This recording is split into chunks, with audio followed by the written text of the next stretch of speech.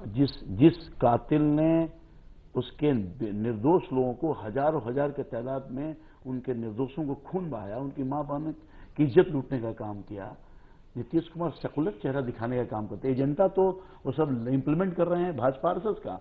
उनके गोद में एक तरफ आप नरेंद्र मोदी के साथ हाथ मिलाइएगा, जो खूनी हाथ है, गरीबों का, बेजुमानों का, उन बच्चों का जी खून बहाया है, उसके साथ आप मिला। मैं बता रहा हूँ जेडीयू का क्या तर्क, आरएसएस और भाजपा के जेडीयू का तर्क है, मुसलमानों की बात कर रहे हो, आरएसएस का कैंप लगा रहे हो। देखिए, और इनके मंत्री जो वहां पर डंडा बांध रहे हैं, हाफ पैंट पहन करके, काली टोपी पहन करके, मेरी बात सुन लीजिए, और वैसे लोगों के मेरी बात सुन लीजिए राम जजू रह करके। दो तर्क हैं इसके खिलाफ, दो तर्क। एक तर्क तो ये है कि जो जेडीयू वाले देते हैं कि उन्होंने पसमानदा मुसलमान जो हैं उनके लिए थोड़ा काम किया है और उनका रुझान बढ़ा है। दूसरी तरफ ये है कि मुसलमान ठीक है सुरक्षा चाहता है पहले, और वो नीतीश जी ने दी है, उसके बाद वो विकास चाहता है और उसे लग रहा है कि नीतीश जी के राज में थोड़ा विकास की गुंजाइश चाहता है, इसलिए उसका रुझान एक तबके का वहां हो रहा है। ये दो तर्क मोटे तौर पर दिए जाते हैं इसके। ये मैं बताऊं आपको, अभी जदयू के कोई नेता यहाँ नहीं है शरीक, और इनके सहयोगी पार्टी भारतीय जनता पार्टी, वहां सीपी ठाकुर जी को भी आपने छोड़ दिया। 5 वैसे काम बता दें जो नीतीश कुमार जी अपने राज्य को से करवाने का काम किया है।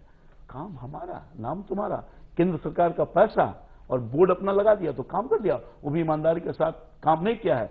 आप सर्वे करिए और आप आकलन करिए कि जो विभिन्न योजनाओं में पैसा माइनॉरिटीज के डेवलपमेंट के लिए केंद्र की सरकार ने देने का काम किया, यूपी 1 गवर्नमेंट के समय से पैसा अधिक से अधिक आ रहा है, जब हम लोग की पार्टी समर्थन में थी सरकार का, और लगातार आया, उस पैसे का कितना इन्होंने खर्च किया और ये अपने राज्य को से क्या क्या काम किया है। यशवंत जी, हम आपसे राय जानना चाहेंगे, ये जो मुस्लिम मतदाताओं का 2 वोट बैंक जो है बहुत क्रूशियल है, जिनकी बात हम बार बार कर रहे हैं, एक तो मुस्लिम और दूसरा सवर्ण। मुसलमानों के बारे में ये जो रुझान इस सर्वे से देख रहे हैं उसको थोड़ा और एक्सप्लेन कीजिए। अगर आप इलेक्टोरल हिस्ट्री पे जाएं, जो 20-25 साल से जो ऑब्जर्व करने लायक है, खासतौर पे मॉडर्न इलेक्शंस में, मुस्लिम मतदाताओं का बीजेपी के खिलाफ टैक्टिकल वोटिंग का एक अपना अलग पहलू रहता है। इसलिए कांग्रेस कितना भी अच्छा करे, किसी पर्टिकुलर सीट पर अगर मुस्लिम मतदाताओं को यह लगा कि बीजेपी के कैंडिडेट के खिलाफ कांग्रेस का कैंडिडेट जीतने वाला नहीं है, तो कांग्रेस के कैंडिडेट को मुस्लिम मत नहीं पड़ेंगे। मतलब कहने का तात्पर्य यह है कि कांग्रेस के लिए बीजेपी को हराना दिख रहा है, वो दिख इसलिए रहा है क्योंकि उन जगहों पे जहां पे कांग्रेस का कैंडिडेट आरजेडी पे भारी पड़ेगा, वहां मुस्लिम मतदाता आरजेडी को टाटा बाय बाय करके कांग्रेस को पड़ जाएंगे बीजेपी को हराने के लिए। अटकान कहां पे होगी मुकेश जी? अटकान वहां पर होगी जहां पर बीजेपी का नहीं, जेडीयू का कैंडिडेट होगा। जेडीयू का कैंडिडेट में भी इस बार शायद हो सकता है कि नीतीश कुमार खासी तादाद में मुस्लिम उम्मीदवार भी टिकट दें, इस बात की संभावना हो सकती है। वहां पर मुकाबला रोचक होगा। देखने की बात होगी कि कितना ज्यादा कैंपेन, जिस तरीके का अभी हम ऑलरेडी देख रहे हैं, यह कितना पोलराइज कर पाता है या नहीं कर पाता, या इस बार कुछ नए मुद्दे ज्यादा महत्वपूर्ण होते हैं कास्ट और रिलीजियस आइडेंटिटी के ऊपर।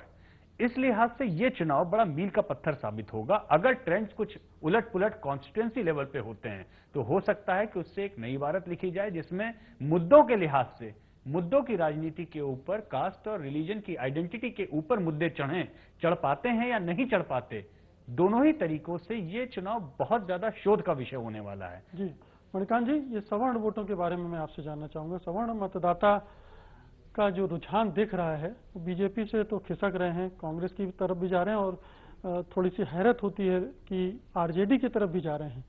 ये क्या फिनोमिना है? दुविधा की स्थिति है, और ये दुविधा हो सकता है कि बहुत जल्दी खत्म भी हो जाए, या ये निर्भर करता है कि अब राजनीतिक दल किस तरह से उसको लेते हैं। लेकिन यहाँ में क्या बटाईदारी वाला इश्यू अभी भी उसके दिमाग को इतना मथ रहा है? कुछ हद तक है, लेकिन वो धीरे धीरे मुझे लग रहा है कि वो मलिन भी हो रहा है, उसमें बहुत उस तरह से दम दिख नहीं रहा है।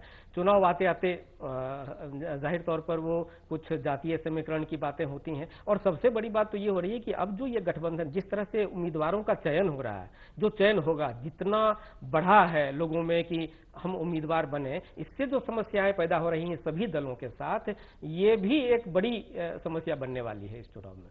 जी, कैंडिडेट का सिलेक्शन कितना महत्वपूर्ण हो जाता है? आपका एक आपने अध्ययन किया होगा, बहुत सारी जगहों पर बड़े पैमाने पर कैंडिडेट्स बदल के चुनाव जीतने की जुगत भी राजनीतिक दलों ने की है।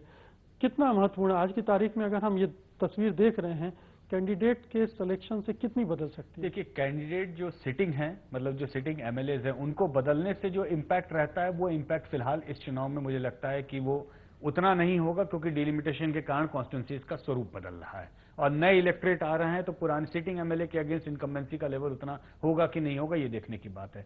इतना जरूर है, जब टिकट कटते हैं तो सामान्यतः पहले कोई ना कोई पार्टी ऐसी होती थी जो जिसको टिकट नहीं मिला उसको टिकट देने के लिए तैयार रहती थी। मसलन 2005 में पासवान जी अकेले लड़े तो वो इंतजारी इस बात का करते थे, टिकट किसको नहीं मिला उसको हम टिकट देंगे।